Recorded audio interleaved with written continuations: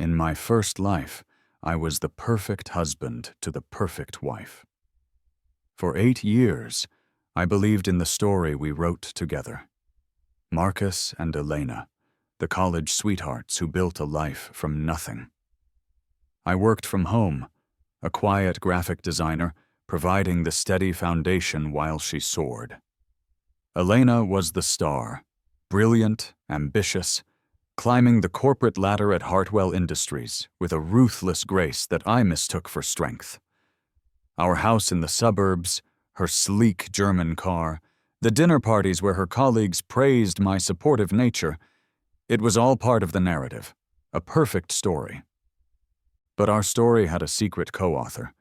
His name was Danny. I see now that the distance I felt wasn't just the late nights she spent at the office. It was a chasm she was digging between us, one filled with whispered phone calls, secret smiles at her phone, and the faint, unfamiliar scent of a man's cologne on her coat. The rival for my life wasn't just another man. It was the life she wanted with him, a life of high stakes and cheap thrills, funded by me. The death didn't come with a gunshot or a final screaming fight. It came as a quiet beep from my banking app 3 months ago, a $2,000 withdrawal from our joint savings at 2 a.m. on a Tuesday. When I asked her about it, she waved it off. "An emergency fund for my sister," she'd said, her eyes never meeting mine. It was the first crack in the beautiful facade of our life. The first lie I chose to believe. But it was a death all the same. The death of trust. A slow bleed that has been poisoning everything ever since. I've been living with a ghost for months, the ghost of the man I was, the husband who believed in our perfect story. Tonight that ghost gets his vengeance. The buzz of my phone on the nightstand is a venomous insect in the dead quiet of the room. 3:14 a.m. My eyes crack open, gritty with shallow sleep. Beside me, Elena is a still, perfect silhouette under the moonlight filtering through the blinds. She looks peaceful, angelic, a liar. I grab the phone. The screen glows with a notification from my bank, a single, brutal line of text that feels like a punch to the gut. Alert. A withdrawal of $47,000 has been processed from your joint savings account. My breath catches in my throat. $47,000. That was our future. Our dream of a small vacation home in the mountains, the safety net I insisted we build, the tangible proof of 8 years of my hard work and her supposed partnership. Gone. In the middle of the night. My hand is trembling, a tremor that starts in my fingers and radiates up my arm until my whole body feels like it's vibrating with a cold, silent rage. I look at Elena, her breathing even and slow. She's a phenomenal actress. I have to give her that. For a fleeting, insane moment, I wonder if this is a mistake, a hack, some digital error. Then, her phone, lying face down beside her, illuminates the darkness. A single soft pulse of light. I've never touched her phone. We had trust. That was our rule. A rule she established early on with a charming smile and a lecture about privacy. A rule I now see was just a wall to hide behind. My heart hammers against my ribs, a frantic, trapped bird. I reach over her, my fingers brushing the silk of her pajamas. The air is thick with the scent of her expensive perfume and my own betrayal. I lift the phone. The screen is unlocked. She's gotten careless. Or maybe she just doesn't care if I find out anymore. The screen is open to her texts. The name at the top makes my stomach clench. Danny. Danny. "Baby, it went through. You're a lifesaver. Tony just got the wire." Danny. "The buy-in is covered. I'm at the main table tonight because of you. I'm gonna win it all for us." Danny. "I love you. Can't wait to celebrate when you leave that loser. That loser." The words blur, and the rage inside me solidifies into something heavy and cold, like a block of ice in my chest. I'm not just the supportive husband. I'm the bank, the walking, talking ATM for her boyfriend's gambling addiction. Poker tournament. He's playing in a high-stakes poker tournament with the money I earned designing logos for gluten-free bakeries and artisanal soap companies. My thumb moves with a life of its own, scrolling up. It's all there, months of it. The late nights at the office were nights at his apartment. The business trips were weekend getaways to Atlantic City. The $2,000 for her sister's emergency was to cover a bad beat at a blackjack table. Every lie, every excuse, every secret laid bare in glowing blue and gray bubbles. I slide out of bed, my movements stiff, robotic. I walk to the kitchen and turn on the coffee maker. The machines gurgle the only sound in the house. I need to think. My hands are still shaking as I take a screenshot of the bank alert, then one of the texts. Evidence. My mind, usually a chaotic mess of color palettes and font choices, is suddenly crystal clear. A single, sharp objective has cut through the fog of my grief, and the coffee is ready. I pour a cup, the black liquid sloshing over the rim and scalding my hand. I barely feel it. I sip, and the bitter heat burns my tongue, a physical pain that helps anchor the swirling chaos in my head. 8 years. 8 years of marriage, of loving her, of believing in her, reduced to this. She didn't just cheat on me, she stole from me. She stole our life to fund another man's addiction, to pay his debts. I look at the clock on the stove. 3:47 a.m. My mind flashes to the calendar in my study. Her big day. Today she has a board meeting at Hartwell Industries. She's been preparing for it for months. It's her final presentation for the senior vice president promotion. The promotion that would put her in the executive suite. The promotion that, according to the divorce lawyer I secretly consulted last month, could triple the alimony she'd be entitled to. The divorce papers. They're saved on my laptop. A draft I've been staring at for weeks, unable to pull the trigger. Too scared, too heartbroken, too weak. But looking at the glowing screen of her phone again, at the words "that loser," I feel a switch flip inside me. The heartbroken husband is gone. The board meeting is at 7 p.m., 18 hours from now. She thinks she's walking into that meeting on top of the world, with my money funding her boyfriend's poker dreams. She thinks her future is secure. I take another sip of the burning coffee. She's wrong. The timer has started. Not on her promotion, on her destruction. The world outside is still dark and silent when I make the call. The clock on my computer screen reads 6:02 a.m. I'm in my home office, the door shut. The damning screenshots saved in a password-protected folder. The bank's 24-hour fraud department answers on the second ring. A woman with a calm, professional voice who has no idea she's about to become an instrument of my liberation. I need to report a massive unauthorized withdrawal and freeze all my joint accounts immediately, I say, my own voice steady, betraying none of the turmoil that's been churning in my gut for the last 3 hours. I walk her through it. I give her the transaction number, the time, the amount. I don't mention my wife. I don't mention the affair. I just say the withdrawal was not made or approved by me. It feels clean, clinical, a necessary lie to protect myself from the consequences of her far greater ones. And I need to open a new personal account, I continue, the plan spooling out of my mind with a clarity that is almost frightening.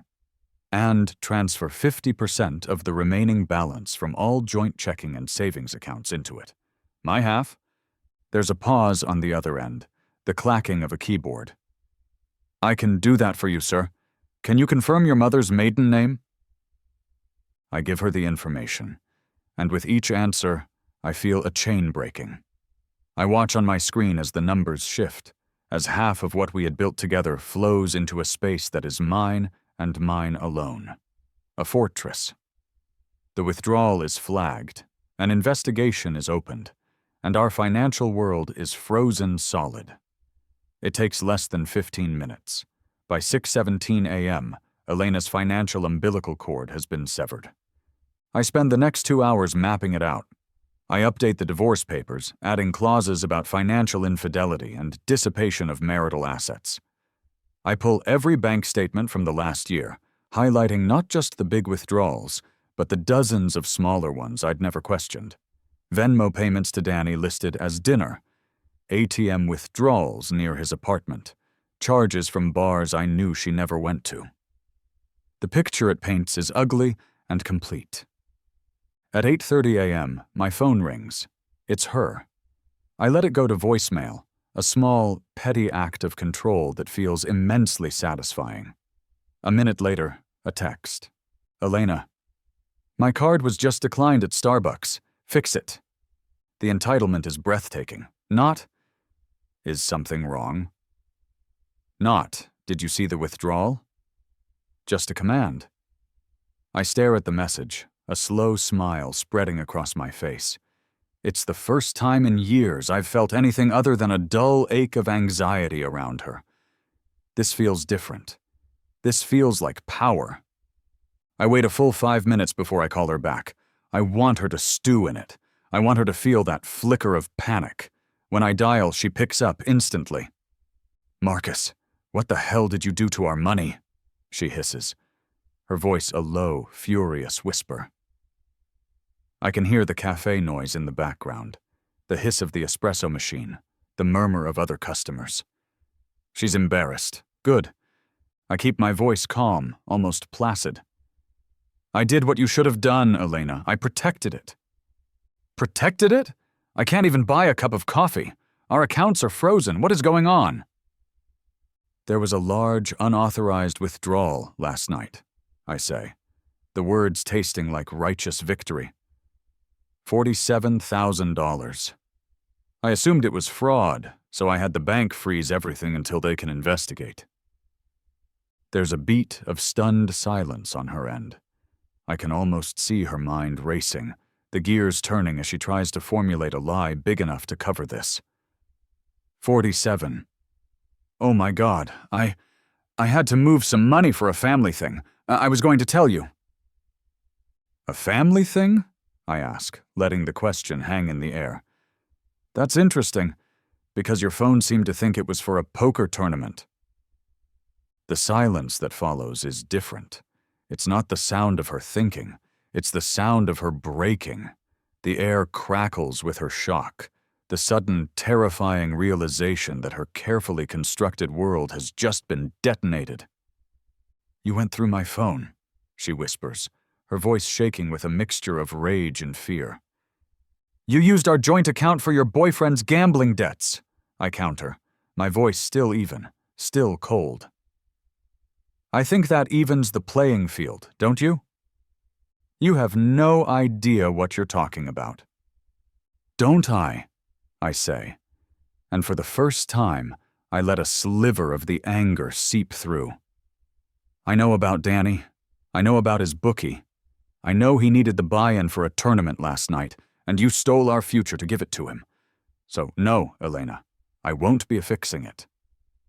I've already fixed it. I protected what's mine before you could steal more for his next losing streak.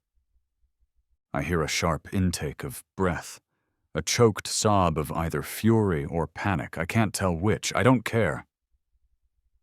My presentation, she stammers, her voice barely audible. My promotion. Yes, your big presentation, I say, twisting the knife. It's in, 12 hours? That's a shame, because I happen to know that when you promised Danny that money, you also promised his bookie, a man named Tony, that you'd cover the rest of his losses if he didn't win. And without access to our accounts, I imagine that's going to be a very difficult promise to keep. I found the messages to Tony, too. The desperate pleading, the promises that the money was good.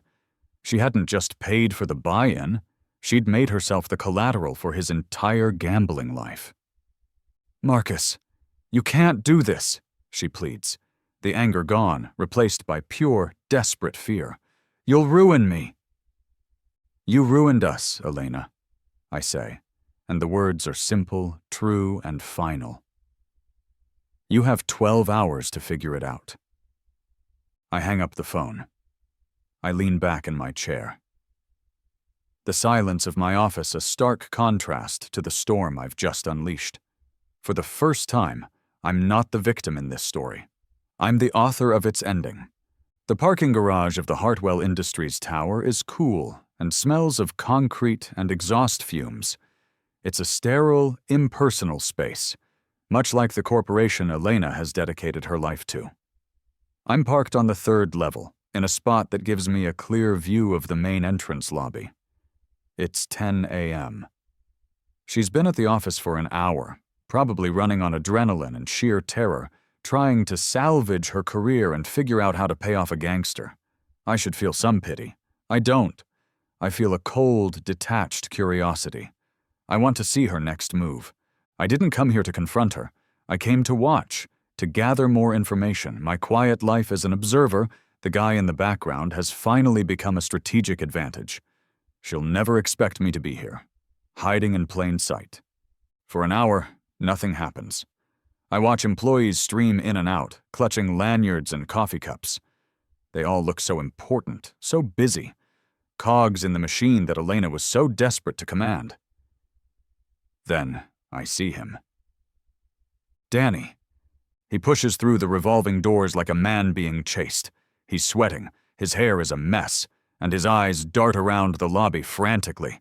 He's not wearing a suit. He's in jeans and a wrinkled t-shirt, looking wildly out of place in this cathedral of corporate ambition. He must have lost. Of course he lost. Men like Danny always lose. He pulls out his phone, his thumb jabbing at the screen. A moment later, I see Elena emerge from the elevator bank. Her face is a pale, tight mask of composure, but I can see the panic in her eyes even from 50 yards away. She spots him, and her shoulders slump for a fraction of a second before she straightens up, plastering on a brittle smile as she walks towards him. She leads him to a secluded corner of the lobby, behind a large potted ficus tree. She thinks they're hidden. She doesn't know about the acoustics of this marble and glass box. She doesn't know I'm sitting in a metal cage 30 feet away, my phone's video camera already recording. I zoom in. Their faces fill my screen. Her expression is frantic. His is a thundercloud of desperation and anger. "Where is it? Where's the rest of the money?" Danny's voice is a low growl, but it carries. Elena shakes her head, her hands fluttering nervously. "I told you there's a problem. Marcus froze the accounts. He knows, Danny. He knows everything." "He knows?" Danny's face twists. "How could he know? You told me he was an idiot." "He's not an idiot," she hisses back, a statement that brings a grim smile to my face. "He's methodical. He found out about the withdrawal. He found our texts." Danny runs a hand through his greasy hair, his knuckles white. "So what? Unfreeze it. Tell the bank you made a mistake. Do something." "I can't. They've opened a fraud investigation. It's locked down. I have nothing, Danny. My cards are declined. I can't access a dime." She reaches into her purse and pulls out her wallet, shoving her credit cards into his hand. "Here, take these. Max them out. I don't know what else to do." He glances at the cards with contempt. "This is pocket change, Elena. This won't even cover the interest. Tony's guys are expecting 50 grand by tonight. 50! Do you understand what they'll do to me if I don't have it?" He grabs her by the shoulders, his grip tight enough to make her wince. "Baby, you promised me that money. You promised you'd take care of it." "I will. I'll figure something out," she whispers, her voice cracking. "After my presentation tonight, after I get the promotion, my credit line will increase. I can take out a personal loan. I just need more time." Danny scoffs, a bitter, ugly sound. "Time? Tony's guys don't do time. They do broken bones. They do hospital visits." He leans in closer. his voice dropping to a conspiratorial, chilling whisper. You know, this would all be a lot easier if your husband wasn't around anymore. Elena freezes. Her eyes go wide. What are you saying? I'm just saying, Danny continues, his tone cold and calculating. A grieving widow gets a lot of sympathy. Life insurance pays out fast. All these financial problems, they'd just disappear. Maybe it's time your husband had an accident. The air in my car suddenly feels thin, hard to breathe. The world seems to shrink down to the image on my phone screen. The desperate woman I married and the violent, pathetic man she chose over me, casually plotting my demise in the lobby of her high-powered office building. There's a long, deafening silence between them. Elena doesn't scream. She doesn't pull away in horror. She just stands there, her face a blank canvas of shock and consideration. The fact that she doesn't immediately reject the idea is more terrifying than the suggestion itself. I have to go, she finally stammers, pulling away from him. I have a meeting. I'll call you. She turns and practically runs towards the elevators, leaving him standing there by the ficus tree. Danny watches her go, his face a mask of pure, venomous rage. I stop the recording. My hands are rock steady now. The tremor is gone, replaced by an arctic calm. I am no longer just a man fighting for his money in a divorce. I'm a man whose life has been threatened. This isn't about alimony anymore. This is about survival. And I have the evidence. The sudden, silent aftermath of their whispered conversation feels more profound than their heated words. In that quiet, I realize I'm holding a weapon far more powerful than any bank statement. I drive away from the Hartwell Tower in a daze, the recorded conversation saved and backed up to the cloud. The chilling whisper of Danny's voice.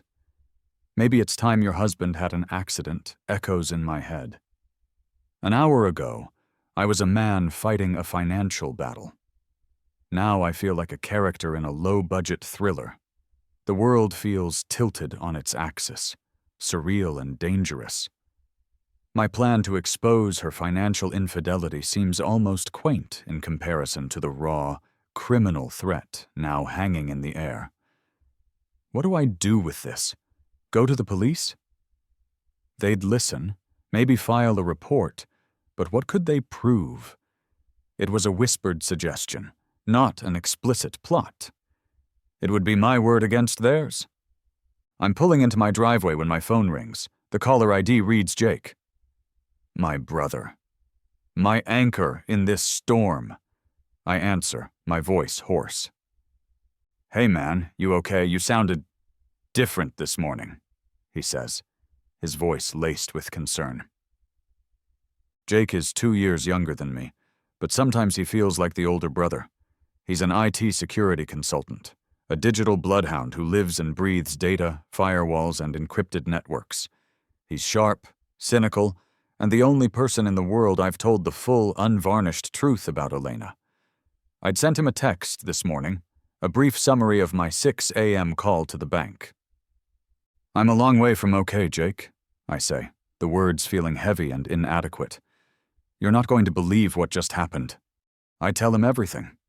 I tell him about seeing Danny, about recording their conversation in the lobby. I tell him about the threat.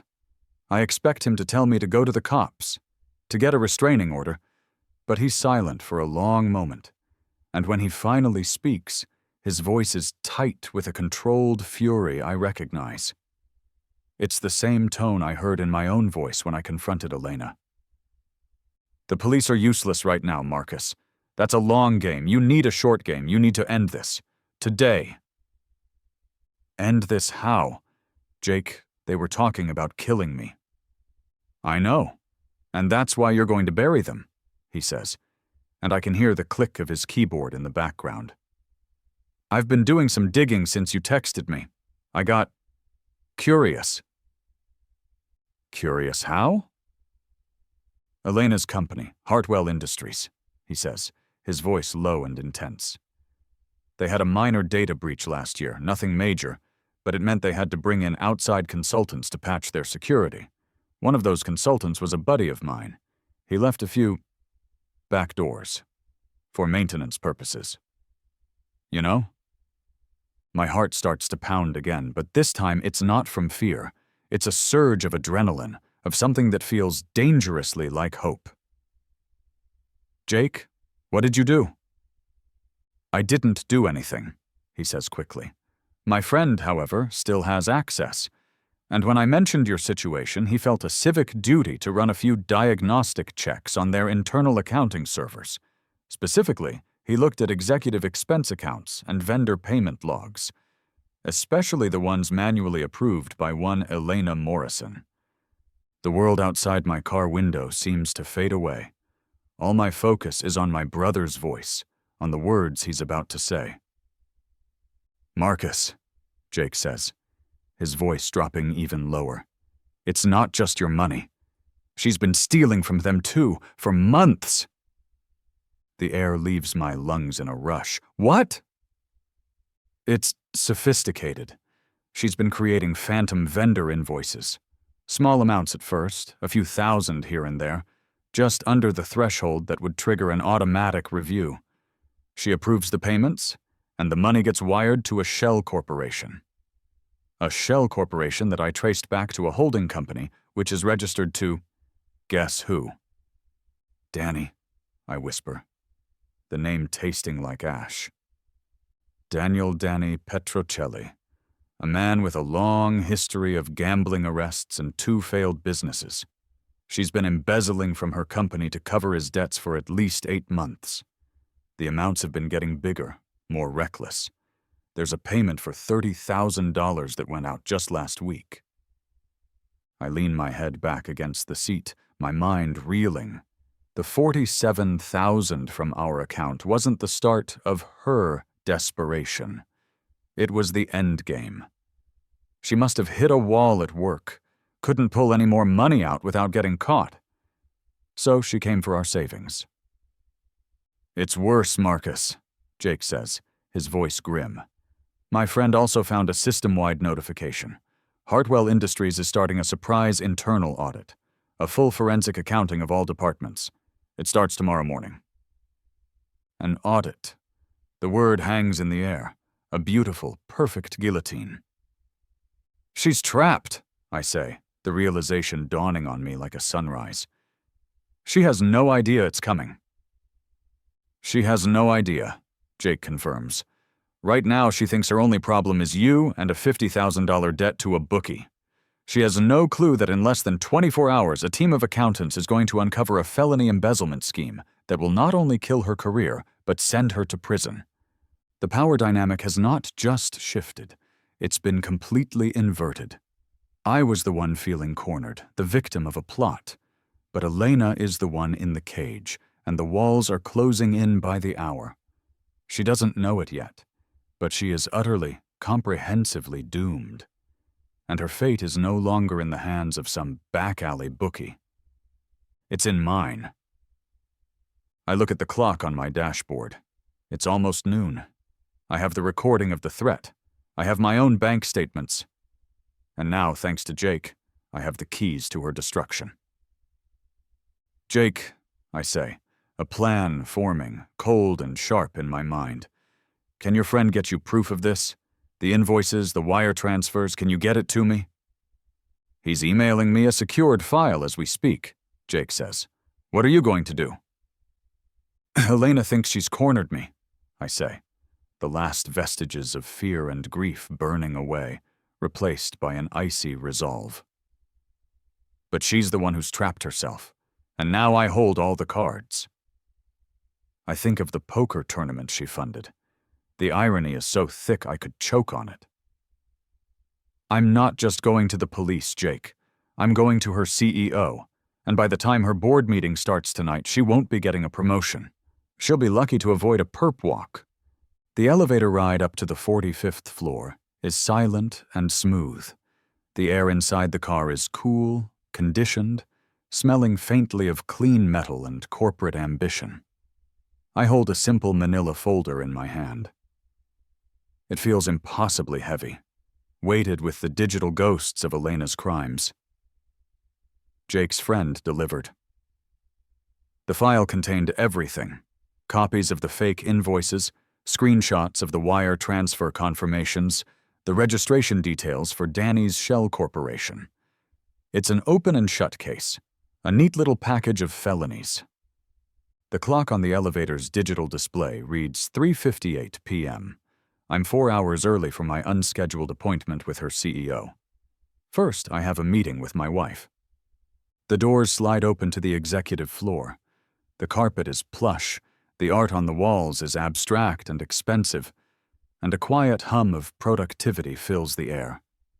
Elena's world. I walk past the receptionist, who gives me a polite but confused smile. I don't break my stride. Her office door is ajar. I can hear her inside, her voice tight and strained on the phone. "No, I told you, I'm handling it. Just give me until tomorrow. I will have it, I promise." She's talking to the bookie, or one of his thugs. The desperation in her voice is a symphony to my ears. I push the door open and step inside. Her office is immaculate. A corner suite with a panoramic view of the city skyline. A testament to her success. All of it built on a foundation of lies. She sees me, and her face goes ashen. She drops the phone into its cradle without saying goodbye. "Marcus, what are you doing here?" she stammers, rising from her high-backed leather chair. "We need to talk," I say, my voice flat.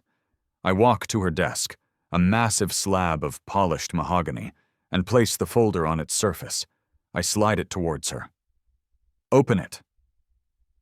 Her hands tremble as she reaches for it. She flips open the cover.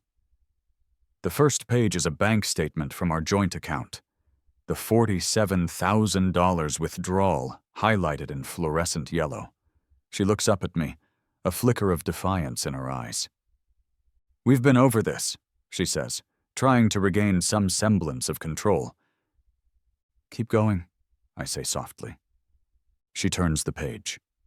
It's a printout of the first fraudulent invoice to Hartwell Industries, dated 8 months ago. Then the next, and the next. Page after page of her betrayal, not just to me, but to the company that trusted her. I watch the color drain from her face, her confident posture crumbling until she sinks back into her chair. Her mouth opens and closes, but no words come out. "You didn't just steal from me, Elena," I state, the words landing like stones in the silent office. "You've been stealing from Hartwell Industries for 8 months. $127,000 to be exact, all funneled to a shell company owned by Daniel Petrocelli." "How?" she whispers, her eyes wide with sheer, unadulterated terror. "How did you find this?" "You underestimated me," I say, the simple truth of it hanging between us. "You thought I was the quiet, oblivious husband you could just roll over. You were wrong." She stares at the papers, her mind clearly struggling to process the totality of her ruin. Then, her gaze snaps up to meet mine, and her expression shifts. The terror is replaced by a desperate, pleading bargain. "Marcus, please," she begs, her voice cracking. "Please, we can work this out. I can get the money back. I'll pay you back. I'll pay the company back. I'll do anything. Just don't show this to anyone." "Work this out?" I laugh, a cold, empty sound. "There is no us to work out, Elena. You burned that bridge when you decided our marriage was less important than your boyfriend's gambling habit." "Then what do you want?" she cries, tears finally welling in her eyes. They are tears of self-pity, not remorse. "You want the house? You want all the money? Take it. It's yours. Just don't do this to me. Don't destroy my life." "The only thing we're working out," I say, my voice like ice, "is whether you confess before I deliver this to your CEO in 2 hours. I glance at the elegant clock on her wall. 5:30 p.m. Her presentation, Her moment of triumph is scheduled for 7 p.m. You have a choice. You can walk into that boardroom and tell them everything yourself, or I can do it for you. A movement at the door catches my eye. Danny. He's standing in the doorway, his face pale, having clearly overheard the last part of our conversation. He must have been waiting for her. His eyes dart from my face to the folder on Elena's desk, and the fear on his face quickly morphs into pure, unrestrained rage. He's not angry at what she did. He's angry that she got caught. You! He snarls, taking a step into the office, his fists clenching. You did this! You're trying to ruin her! She did this to herself, I reply calmly, not taking my eyes off Elena. And she dragged you down with her. Danny looks at Elena, his expression venomous. He sees the papers, the highlighted transactions, the evidence of her crimes, and he understands. He understands that her exposure means his exposure. The flow of money is cut off for good. I should have taken care of you when I had the chance, he mutters, his eyes locking onto mine with a look of genuine menace. Before I can respond, before he can take another step, 2 uniformed security guards appear behind him. They are large, impassive men. I'd called them from the lobby, a simple, anonymous tip about a distraught ex-boyfriend who had been seen making threats earlier. Mr. Petrocelli, one of the guards says, his voice polite but firm. We need you to come with us. Danny's rage deflates into confusion and then panic as they each take one of his arms. What is this? Get your hands off me! We've had a complaint, the guard says, his grip like iron, and your presence here is unauthorized. They escort him away, his protests echoing down the plush hallway. I look back at Elena. She's staring at me, her face a mask of horror and disbelief. She just watched her lover get dragged away, and she knows, with sickening certainty, that she's next. The clock on her wall shows 5:32 p.m. The countdown continues, and her options are running out. The boardroom at Hartwell Industries is a temple of power. A long, polished table reflects the recessed lighting in the ceiling. Floor-to-ceiling windows offer a glittering, panoramic view of the city at dusk. Seated around the table are the titans of the company. A dozen men and women in expensive suits, their faces serious, their posture radiating authority. They are the gatekeepers of Elena's future, and they are completely oblivious to the drama about to unfold. I'm seated in one of the chairs against the back wall, a space usually reserved for junior associates and assistants. Beside me is Jake, his presence a silent, solid reassurance. On my other side sits the head of company security, a stoic man named Henderson, who I'd briefed just 30 minutes ago. The manila folder rests on my lap. It feels like a bomb. At the front of the room, by a massive projection screen, stands Elena. She's wearing a sharp navy blue power suit, her hair pulled back in a severe, elegant style. To the untrained eye, she looks composed, confident, every bit the rising executive. But I can see the truth. I can see the faint tremor in her hands as she arranges her notes on the lectern. I can see the slight sheen of sweat on her upper lip.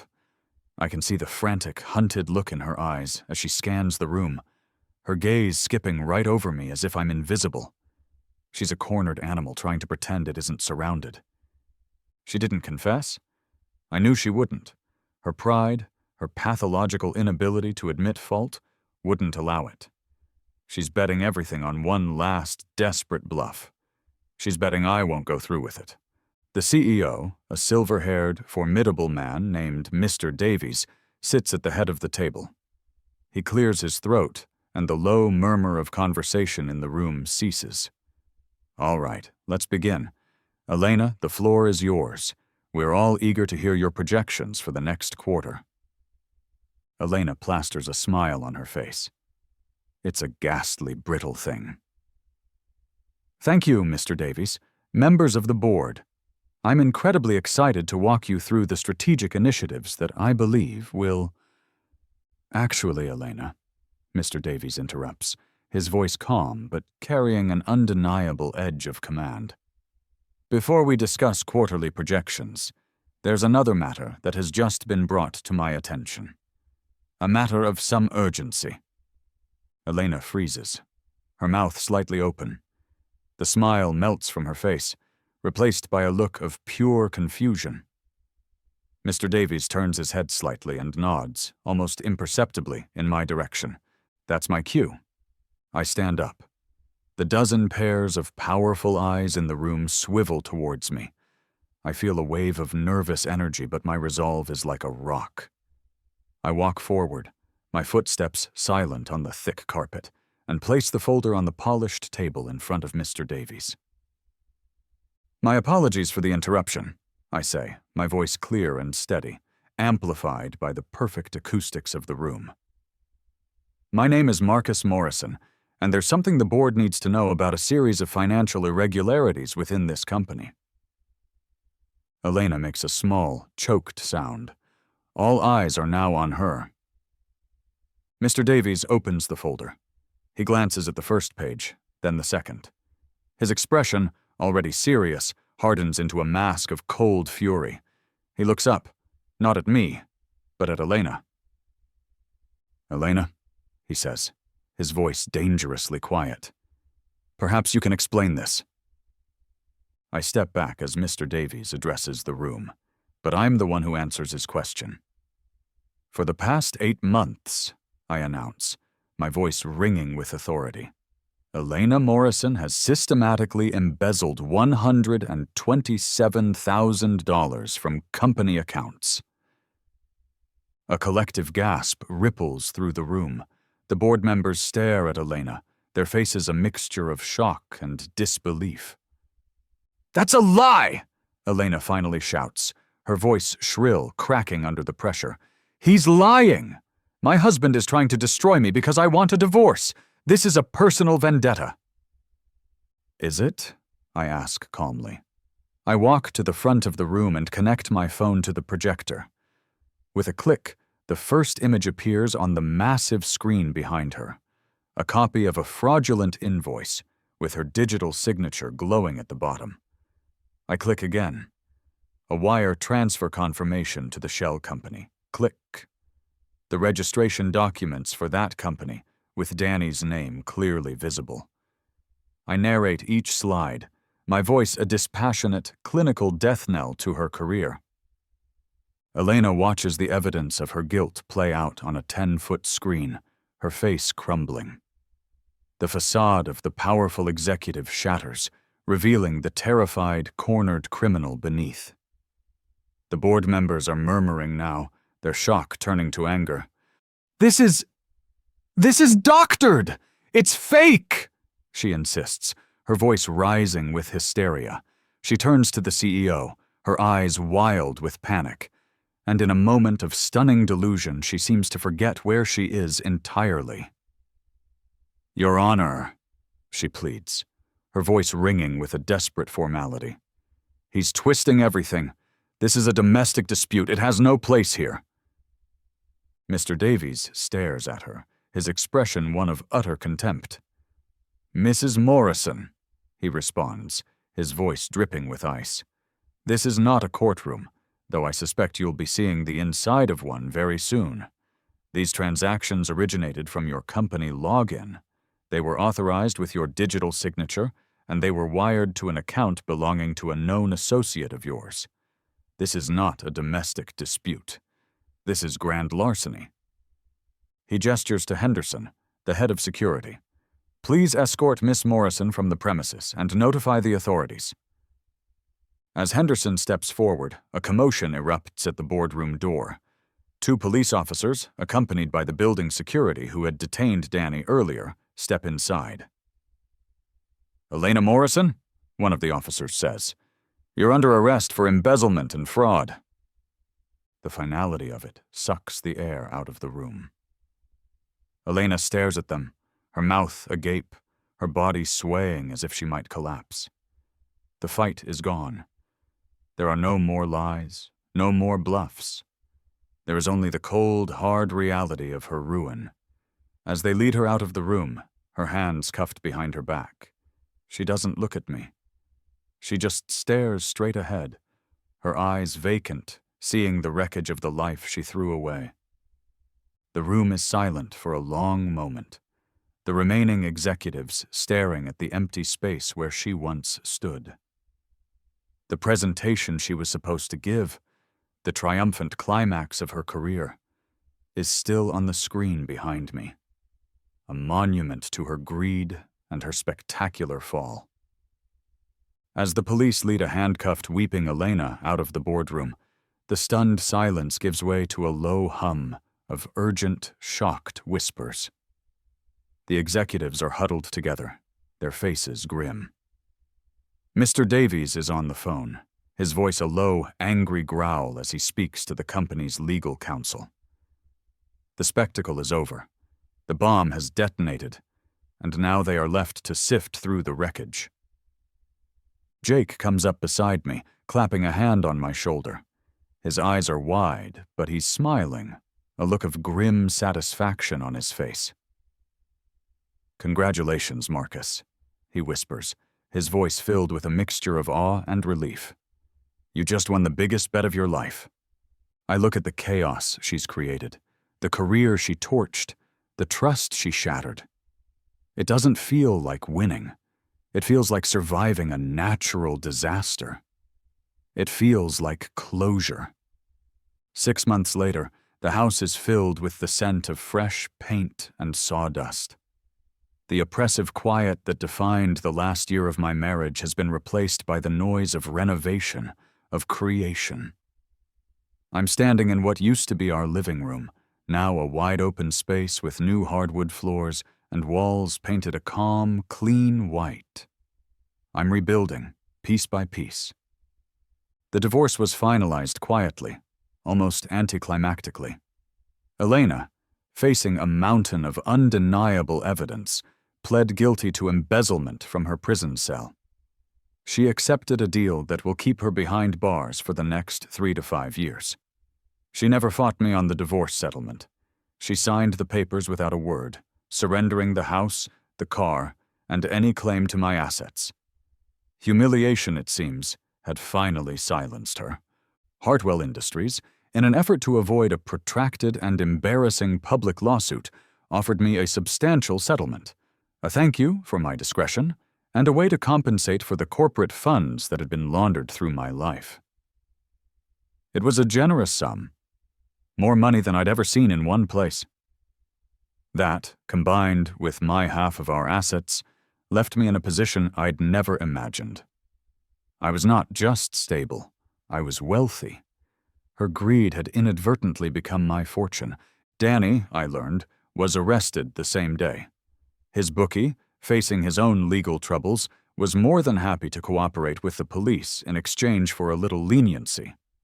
He gave them everything on Danny's gambling operations, implicating him in a slew of other illegal activities. His accident suggestion, the recording I had handed over to the police, was the nail in his coffin, adding a conspiracy charge to his laundry list of crimes. He'll be away for much longer than Elena. Sometimes on my way to a client meeting, I drive past the casino where Danny used to play. It's a glittering, gaudy palace of chance, filled with people hoping to strike it rich. I think of him and Elena, of their desperate, frantic need for a shortcut to happiness, a big win that would solve all their problems. They were gamblers, addicted to the thrill of the risk, and they were willing to bet everything, my money, my trust, her career, my life, on a losing hand. I look around my new, brighter living room. The renovation is almost complete. My work is thriving. My life is quiet. And for the first time in a very long time, it is entirely my own. Justice, it turns out, always pays better odds than love. I was never a gambling man, not in the way they were. But this whole ordeal taught me a valuable lesson. It taught me when to recognize a bad hand, when to stop bluffing, and when to go all in. Elena and Danny gambled on greed and lost. I took the biggest risk of my life and gambled on myself. And in the end, I was the one who won the house. I finally learned when to fold.